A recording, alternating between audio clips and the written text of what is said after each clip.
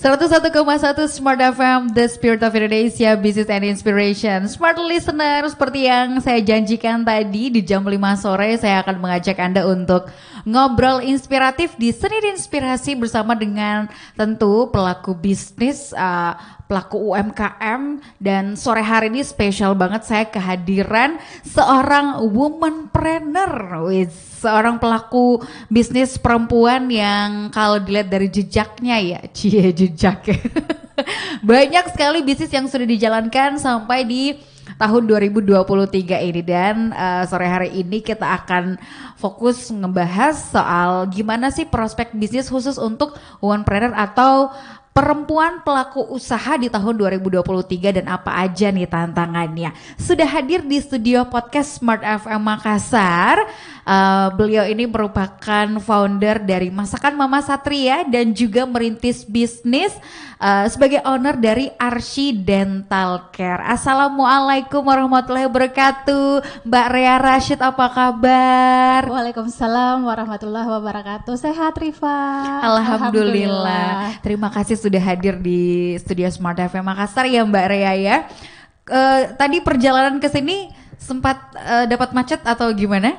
Padat merayap ya di jalan ya, karena kan dari Pengayoman menuju Cendrawasih lumayan padat, tapi alhamdulillah sampai tepat waktu. Alhamdulillah, itu yang kita syukuri ya. Dan saya terima kasih banyak Mbak Rea bersedia untuk sharing ya di Senin Inspirasi sore hari, dan untuk smart listener yang juga ingin turut bergabung bersama kami dalam obrolan di sore ini, boleh langsung kirimkan komentar Anda melalui kolom komentar YouTube channel Smart FM Makassar, karena kita lagi live streaming sekarang. Jadi jangan khawatir kalau nggak bisa dengar kita via radio ya, bisa juga mendengarkan di live streaming YouTube channel Smart FM Makassar. Nah, sebagai womanpreneur atau pelaku bisnis perempuan ya, pengusaha perempuan gitu ya, bahasa kerennya womanpreneur.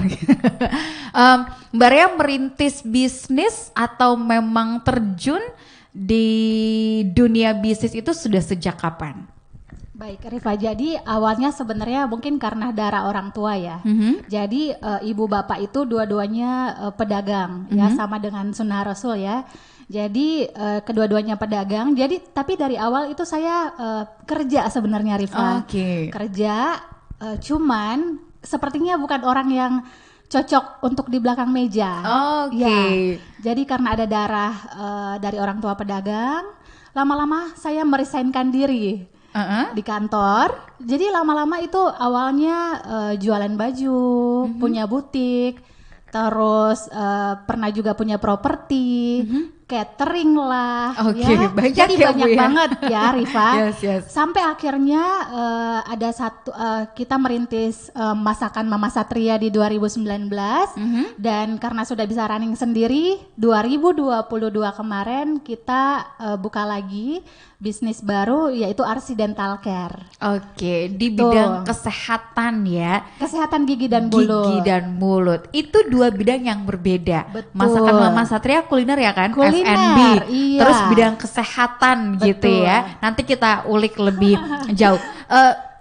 Berarti seperti yang disampaikan sempat jadi karyawan juga. Sempat, karyawan Rifa. Kantoran. Itu di tahun berapa? Itu 2005. 2005 sampai 2009, sekitar 4 tahun ya. Jadi awalnya kepala keuangan, cuman mungkin memang karena tidak bisa diam gitu ya.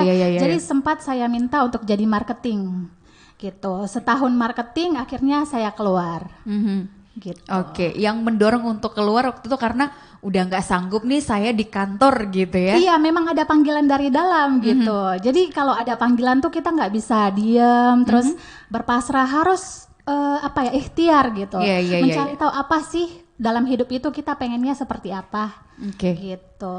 Tapi kan gini, ketika seseorang sudah istilahnya punya posisi yang baik dalam satu pekerjaan, dalam perusahaan gitu, bukan pilihan yang mudah untuk akhirnya resign, memilih jalan lain, merintis dari nol loh ini, padahal istilahnya kalau bisa dibilang gitu ya, posisinya udah oke. Berani ya.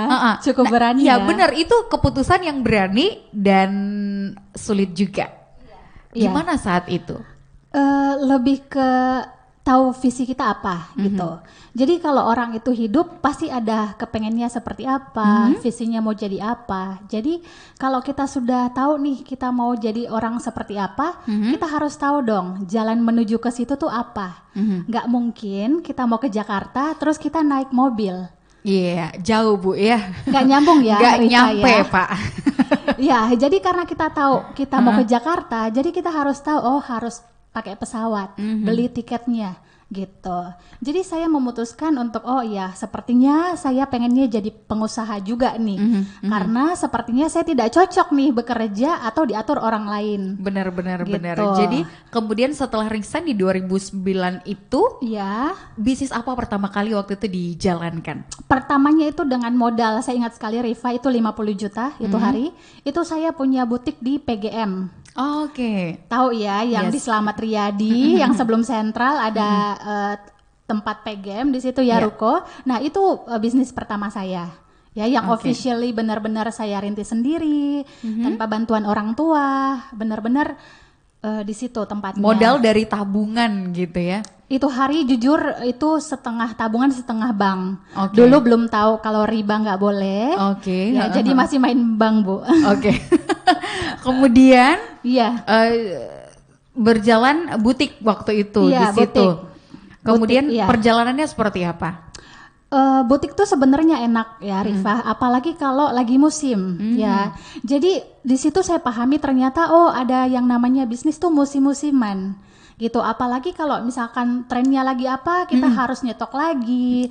Kalau trennya sudah lewat, berarti barang kita tinggal gitu. Jadi sangat sulit ya untuk berbisnis dengan bisnis yang selalu ada trennya gitu dan selalu ada musimnya. Apalagi fashion kan fashion, betul sekali. Trennya tuh cepat banget berubah. Betul gitu. Dan kalau misalkan Lebaran itu bagus banget karena lagi musim Rifa kan ya. Tapi kalau lewat itu barang kita tinggal kayak gitu. Jadi saya berpikir lagi, saya belajar lagi dari bisnis butik. Ternyata ada bisnis yang tidak selalu ada musimnya gitu. Saya berpikir lagi, apalagi ya kayak gitu. Bisnis fashion itu, butik itu berjalan sampai tahun berapa Pak? Sampai sekarang masih ada? Sudah nggak ada Rifa. Iya, sudah nggak ada, sudah tutup. Tahun berapa dia close, dibungkus? 2009 sampai 2012. Iya. Lumayan 3 tahunan ya. Lumayan. Kemudian setelah itu mencoba peruntungan di bidang lain lagi. Bidang lain, iya. Terus mencari, terus menggali potensi diri, terus belajar dan mencari tahu. Gitu. Jadi kita tuh kalau misalkan berbisnis nggak apa-apa, dari awal nggak apa-apa. Tetapi kita harus tahu apa lagi nih yang bisa kita kembangkan, di mana lagi kita harus belajar. Karena jadi orang tuh nggak bisa sama terus seperti itu. Setiap hari demi hari kita harus lebih baik dari hari kemarin. Gitu. Jadi itu hari saya sempat catering juga. Di TDA tuh brand pertama saya yang masuk tuh catering Nyamang itu hari. Iya. Jadi saya ikut komunitas juga karena komunitas itu sangat membantu ya, namanya TDA. Dan itu membantu kita untuk belajar dari orang-orang yang sudah ahli. Gitu, sehingga kita ada yang ngebimbing dalam berbisnis. Gitu. Akhirnya banting setir nih. Banting setir dari fashion ke F&B. Lagi. Catering ya. Dan itu bekalnya sampai sekarang. Iya. Sampai sekarang tapi mungkin dengan brand yang berbeda sekarang. Yes. Ada ups and down dalam perjalanan bisnis gitu yang mencoba menemukan. Saya selalu percaya ketika misalnya kita gagal di satu bidang, berarti kita insya Allah akan ada jalan nih di bidang lain gitu. Find out jalan itu caranya seperti apa? Nanti di-share ya, kita akan jeda dulu sesaat. Smart Listener jangan kemana-mana, kami tunggu atensi Anda juga di YouTube channel Smart FM Makassar, tetap di Senin Inspirasi.